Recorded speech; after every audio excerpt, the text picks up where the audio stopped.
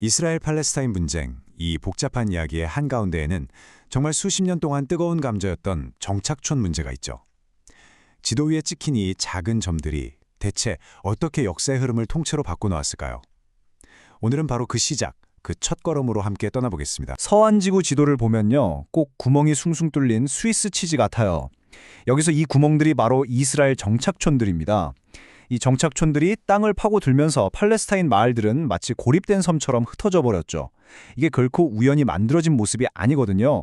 오늘 우리는 이 기묘한 지도가 도대체 어떻게 그려지게 됐는지 그 역사를 한번 파헤쳐 보려고 합니다. 70만 명. 이게 지금 서안 지구에 살고 있는 이스라엘 정착민 숫자입니다. 와, 서울의 웬만한 구 하나 인구랑 맞먹는 숫자인데요. 이건 그냥 단순한 통계가 아니에요. 이 땅의 지도를 완전히 새로 그리고 정치의 판을 뒤흔들고 미래까지 결정짓는 정말 거대한 힘 그 자체라고 할 수 있습니다. 이 정착촌 운동이 이스라엘 정치에 얼마나 중심이 됐는지 보여주는 아주 상징적인 사실이 하나 있어요. 바로 지금 이스라엘의 돈주머니와 국방, 그러니까 재무부와 국가 안보를 책임지는 두 핵심 장관이 모두 서안지구의 정착민 출신이란 점입니다. 한때는 정말 소수의 운동이었는데 이제는 국가 권력의 심장부를 차지하게 된 거죠. 자, 그럼 이 엄청난 움직임은 대체 어디서부터 어떻게 시작된 걸까요? 모든 걸 바꿔버린 운명의 해, 1967년으로 시간을 한번 되돌려 보겠습니다. 1967년 6월, 단 6일 만에 이스라엘이 역사를 새로 썼습니다. 말 그대로 6.1 전쟁에서 압도적인 승리를 거두면서 서안지구를 포함한 엄청난 땅을 손에 놓게 돼요. 당시 이스라엘은 이걸 기적이라고 부르면서 환호했지만 그 환호 뒤에는 누구도 예상 못한 거대한 질문이 떠오르고 있었습니다. 이제 이 땅을 도대체 어떻게 해야 하지? 바로 그 질문에 가장 먼저 그리고 가장 강력하게 답한 사람들이 나타났습니다. 바로 구시에무님, 우리말로는 신념의 공동체라고 할 수 있겠네요. 이 사람들한테 서해안지구는 그냥 전쟁에서 얻은 땅이 아니었어요. 성경에 나오는 바로 신이 유대 민족에게 약속한 그 땅, 유대와 사마리아였던 거죠. 그래서 그 땅에 정착하는 건 이들에게 신성한 의무이자 사명이었습니다. 당시 구시에무님의 리더였던 라비 레빈거는 이 황량한 언덕을 가리키면서 이렇게 말했어요. 여기에 학교가 들어서고 저기엔 공장이 생길 겁니다. 주변 사람들은 다들 무슨 몽상 같은 소리냐고 했겠지만 그는 정말로 보고 있었던 거죠. 아무것도 없는 이 땅 위에 세워질 유대인 도시의 미래를요. 그리고 이 꿈은요, 정말 대담한 행동으로 이어져요. 1968년에 이 사람들이 뭘 하냐면 스위스 관광객인 척 위장을 해서 헤브론에 있는 호텔에 체크인을 해요. 그러고는 6월절을 보낸 다음에 군 사령부에 딱 전보 하나를 보내는 거죠. 우리 여기 남기로 했습니다. 정말 대단하지 않나요? 정부도 처음엔 엄청 당황했는데 이들의 끈질긴 고집에 결국엔 져주고 말아요. 그래서 헤브론 외곽 언덕의 최초의 공식 정착촌 키럇 아르바를 지어주게 됩니다. 바로 이 작은 사건 하나가 소수의 신념이 국가 정책 전체를 움직이는 거대한 역사의 시작점이 된 거예요. 이렇게 소수의 신념이 쏘아올린 작은 공이 어느새 이스라엘 정치의 한복판으로 굴러 들어오게 됩니다. 이제 정착촌은 국가가 직접 나서서 키우는 거대한 프로젝트로 변모하는데요. 그 중심에는 정착촌의 대부라고 불리는 인물들이 있었습니다. 1977년 이스라엘 정치에 정말 큰 지각 변동이 일어납니다. 바로 우파 정당인 리쿠드당이 사상 처음으로 정권을 잡은 거죠. 그들의 정치 강령은 아주 단호했어요. 유대민족의 이스라엘 땅에 대한 권리는 영원하고 논쟁할 수조차 없다. 그리고 서원지구는 절대 어떤 외국에도 넘겨주지 않겠다. 이걸로 정착촌 건설은 더 이상 소수의 외침이 아니라 국가의 공식 정책으로 딱 자리매김하게 된 겁니다. 이 정책에 기름을 붓고 불을 붙인 행동대장이 바로 아리엘 샤론이었습니다.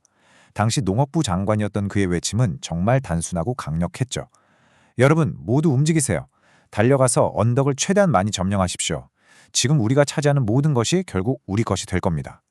그는 정착촌 확장의 실질적인 설계자이자 실행가였어요. 그 결과는 보시다시피 정말 놀라웠습니다. 단 10년 만에 서안지구의 정착민 인구가 1만 명에서 10만 명으로 무려 10배나 폭발적으로 늘어났거든요. 바로 이거였습니다. 그들이 원했던 건 되돌릴 수 없는 현실을 땅 위에 만드는 거였죠. 근데 여기서 정말 흥미로운 반전이 있어요. 처음엔 뜨거운 종교적 신념으로 시작했잖아요. 그런데 지금 정착민들한테 왜 거기 사냐고 물어보면 70%가 뭐라고 답하는지 아세요? 바로 경제적인 이유 때문이라는 거예요. 더 나은 삶의 질, 쉽게 말해 정부가 보조금 줘서 집값 싸고 세금 혜택도 좋으니까. 그러니까 이제 이념이나 종교보다 훨씬 더 강력한 동기가 생긴 거죠. 어떻게 보면 정착촌 운동이 이제는 거의 신도시 개발 사업처럼 변해버린 셈이에요. 자, 이렇게 이념과 돈이 결합해서 거대해진 정착촌 프로젝트. 이게 결국 이 땅의 미래에 어떤 결과를 가져왔을까요? 그리고 이 현실은 이제 정말 되돌릴 수 없게 된 걸까요? 1990년대에 드디어 평화의 문이 열리는 것 같았어요. 바로 오슬로 협정이었죠. 하지만 양측은 가장 풀기 어려운 문제들, 특히 이 정착촌 문제를 나중에 얘기하자면서 일단 뒤로 미뤄뒀습니다. 평화의 시계가 똑똑거리기 시작했지만 가장 위험한 시한폭탄은 해체하지 않고 그냥 남겨둔 셈이었죠. 그리고 바로 그 시한폭탄의 시계가 계속 가고 있었습니다. 정말 놀랍게도요. 양측이 평화롭게 악수를 나누는 바로 그 순간에도 평화의 가장 큰 걸림돌이었던 정착촌은 오히려 2배로 늘어나고 있었어요. 한쪽에선 평화를 이야기하는데 다른 한쪽에선 땅 위에 새로운 현실을 계속해서 만들고 있었던 거죠. 정말 기막힌 아이러니였습니다. 원래 경계선이었던 그린 라인이랑 2000년대에 세워진 분리 장벽을 한번 비교해 보세요. 이 장벽은요, 그린 라인에 그냥 무시하고 뱀처럼 구불구불 팔레스타인 영토 안으로 깊숙이 파고들어요. 왜 그랬을까요? 이유는 하나, 주요 정착촌들을 이스라엘 쪽으로 끌어안기 위해서였어요. 이건 단순히 국경을 긋는 게 아니라 정착촌이라는 현실을 지도 위에 그냥 못 박아버리는 행위였던 거죠. 그 결과가 바로 이 숫자입니다. 오늘날 정착촌과 군대가 서한지구 전체의 61%를 실질적으로 통제하고 있어요.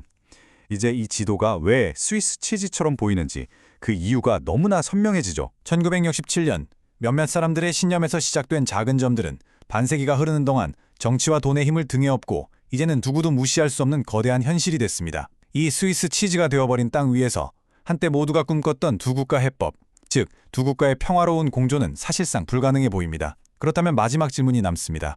이 땅의 다음 페이지에는 과연 어떤 미래가 기록되게 될까요?